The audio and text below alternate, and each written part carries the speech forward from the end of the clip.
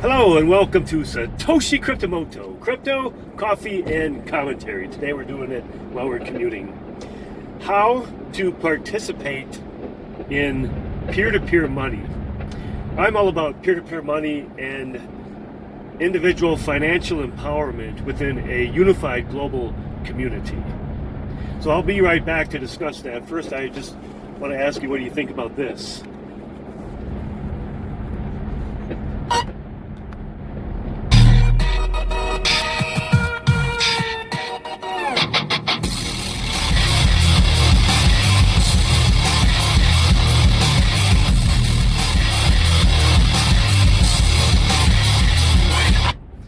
If you want to leave a comment as far as who does that song, you'll be gifted with notoriety. Go for it. So, how to participate in a peer-to-peer economy or with peer-to-peer money. And I was thinking about, I introduced SatoshiCryptoMoto like that, but I have not yet discussed specifically how to do that. The first transaction that I ever did with peer-to-peer money was actually through a remittance. I sent Bitcoin to the Philippines to a friend there, and they picked it up at a local market and was able to, let's see, for me, now this was a number of years ago, but it happened in like 10 minutes, and that individual was able to, let's see, it only cost me like 15 cents, so it was $19.85 essentially for me. The individual at the other end in the Philippines, I think they got $18 worth of it, so it was pretty good.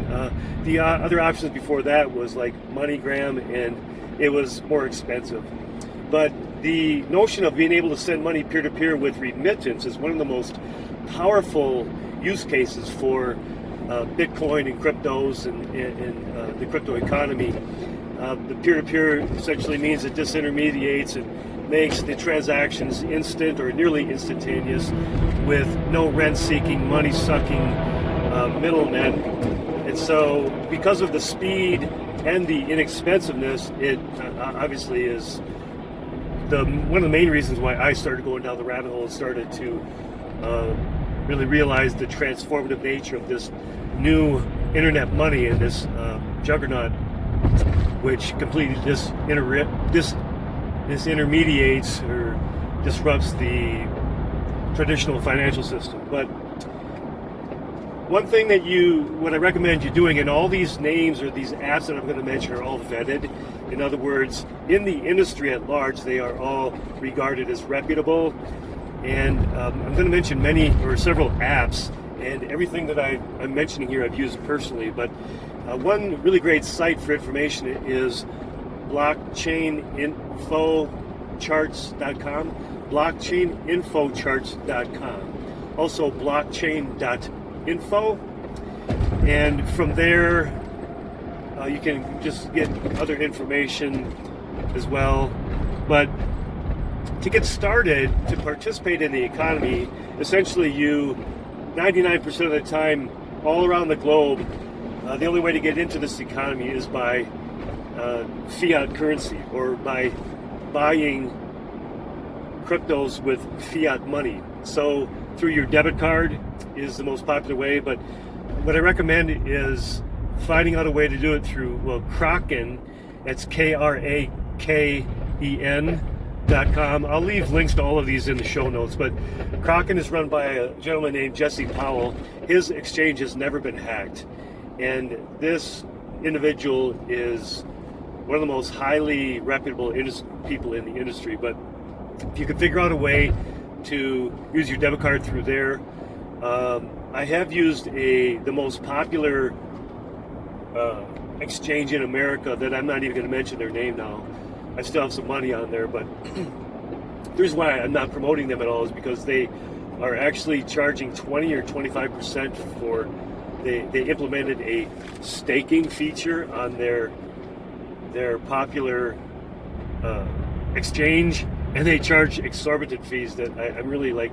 It's just ludicrous, and it's downright thievery that they charge 20 or 25% for you to stake money that you can find. It just doesn't even make any sense. But there are exchanges that are relatively easy to use that you could get started with, $5, $10, $20, $100 using your debit card. All of these exchanges, you will be required to give KYC and AML, that's Know Your Client and Anti-Money Laundering. Basically, it means you have to present the front and back of your ID and your address and Social Security. Now, I should have said this to begin with. Everything that I'm saying here is all legal. Legal. It's not illegal. Having said that, I don't recommend doing any illegal activity whatsoever, but it's upon you to make sure that you take very good care of what you're doing here. One of the most well-known phrases in the industry is not your keys, not your coin. And what that refers to is a private key.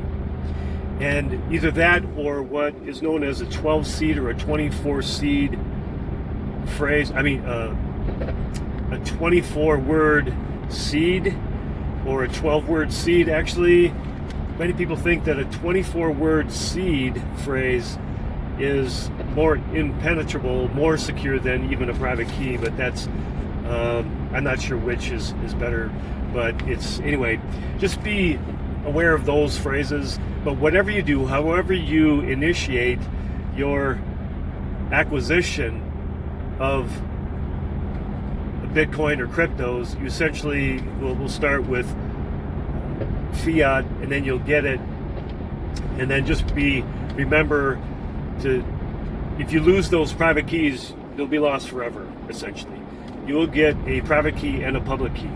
But on the Play Store, Google Play Store or iOS, the Apple Store, you can get applications, download. You can try these out. The Cash app, CASH, Cash. Also, the Blockchain app. I also really like Abra, ABRA. That's run by a guy named Bill Barheit, and that is the application through which I sent my first remittance to the Philippines. That app has the ability for you. Now, these are all custodians. All these applications, meaning you will not have. Since they're on the blockchain or on the internet, there is the potential to lose this money, and that has happened. Now, up to this point in 2020, it becomes less and less unlikely, especially in light that these exchanges have the industry standard is pretty much, of all the money that they have from their customers, about only 2 to 5% is on the internet. In other words, they cold storage 95% of it. So if these exchanges do get hacked, it's likely that your money won't get hacked. But be that as it may, just understand that theoretically and practically speaking, any money that you have on the internet, you can lose it just because it's in a public domain. I've never lost any, but everybody who's been in the industry for a while has pretty much confessed that they've lost some. But just be aware of that. So the idea is that once you buy it, you take it off of the internet by using a hardware wallet. Some of the three most popular are KeepKey, Trezor, and Ledger Nano S. Now, the KeepKey, I guess you can get for about $99. The Ledger Nano S are at about $59, and the Trezor is at about $78.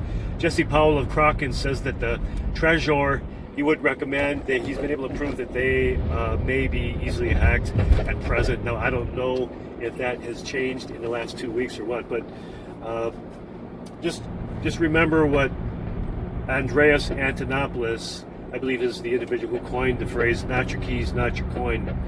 Also, besides the Cash app and Blockchain app and the Abra app, are crypto.com, and I've used all of these. Also Uphold, that's UPHOLD, and so that's a great way to get your feet wet. The best way to continue to participate in any investment, whether it be with the portion of your expendable income that you do choose to invest in Bitcoin and cryptos, is to do what's called dollar cost averaging. Just put $50 a week or $50 a month, whatever it is, whether the market is up or down, just put it aside, put it away. In the long term, this is not financial advice, but we do believe that as every week and month that goes by, it bodes even better and better for the long-term price activity go in the positive, price pressure in the positive and the value for these things to be going up. And it's a bet. Don't ever invest with your rent or your food money. Just only invest with money that you can afford to lose. Having said that, just decide for yourself, of course. You know better and best about your own particular individual economy and finances. Just make a choice and stick to it. Kiss it goodbye. And then through those apps, you can keep track of that money or take the money off of the internet into a cold storage where it cannot be hacked. But the trick there is that you don't lose the private key, because that will be a way that you'll lose it also. One important fact to realize is that right now, of the 18.2, it's probably about close to 18.3 million Bitcoins that have been mined in 11 years now. Some think that up to as much as a third of those have been lost forever because people have lost their private keys. Between 4 and 6 million of those 18.3 million Bitcoins have been lost, likely forever. And it's because people were very careless in the early going. Now that happens less and less with the great price action sitting at around 9,000 for Bitcoin today. But you just can't say it enough. Not your keys, not your coin. But that is some ways that you can participate in this economy. If you have any questions, feel free to comment.